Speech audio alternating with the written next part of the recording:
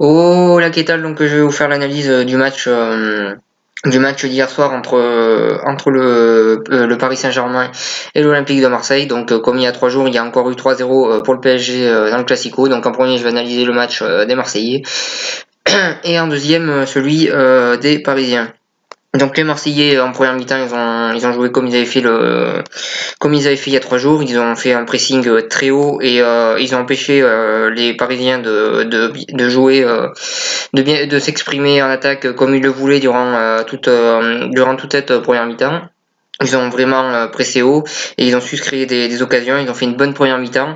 Malheureusement, ils ont raté leurs occasions, mais la première mi-temps de l'OM était intéressante vu que leur pressing haut a bien marché et en plus ils se sont créés des occasions.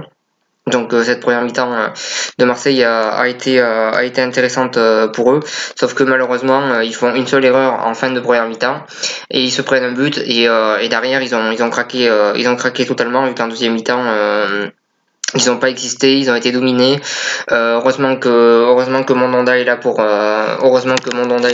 sauver heureusement que Mandanda est là pour sauver les meubles, sinon ça aurait fait plus de 3-0. Donc voilà sur ça. Donc on a vu un Marseille en deuxième mi-temps totalement dominé, totalement pris par ce PSG là.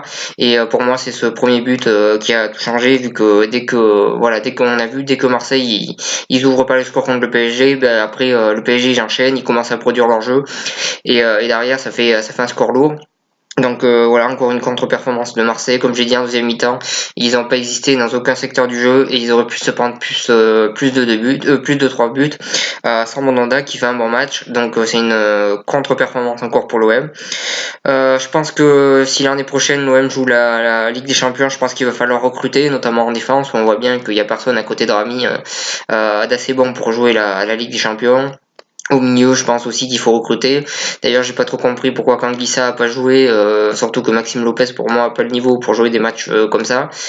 Et ensuite, je pense qu'il faut aussi recruter offensivement parce que voilà, Clinton NG, là par exemple en attaque, Clinton NG c'est un joueur, il est rapide, mais il en oublie même le ballon en plein milieu du terrain. Enfin, il y a énormément de déchets dans son jeu. C'est quelqu'un de très rapide, mais qui fonce tête baissée et qui oublie souvent le ballon. Donc voilà, je pense que l'OM doit avoir mieux s'ils veulent jouer la Ligue des Champions l'année prochaine. Mais en attendant, ils peuvent se qualifier avec cette équipe. Et on va voir qu'est-ce que ça va faire jusqu'à la fin de saison. La saison est encore longue. Je pense qu'il faut vite oublier ces classicos, passer à autre chose et tout faire pour se qualifier pour la Ligue des Champions et faire un beau parcours aussi en Europa League. Ça serait bien pour l'OM. Donc voilà sur ça. Ensuite pour passer au PSG, ben, en première mi-temps, ils n'ont pas monté grand chose. Ils ont pas montré grand chose offensivement. Défensivement, ça a quand même tenu. Mais la seule chose qu'ils ont montré offensivement en première mi-temps, ça a fait but. Donc voilà, ils ont encore été très très efficaces comme toujours face à des équipes françaises.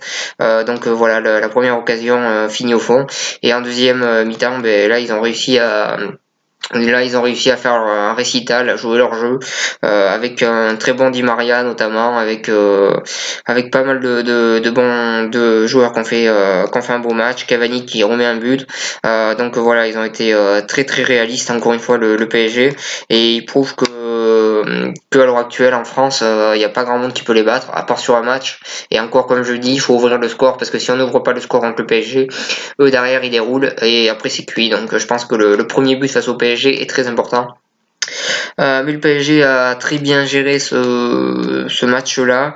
Voilà, même si en première mi-temps ça n'a pas été au top, la première occasion qu'ils ont, comme je dis, la mettent au fond. En deuxième, ils font un récital et heureusement que Mandanda a fait quelques arrêts pour empêcher les Parisiens de marquer plus. Donc voilà, nouvelle belle performance pour le PSG, nouvelle contre-performance pour l'OM.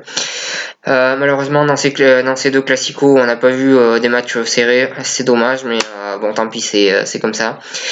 Donc voilà ce que j'avais à dire pour cette analyse.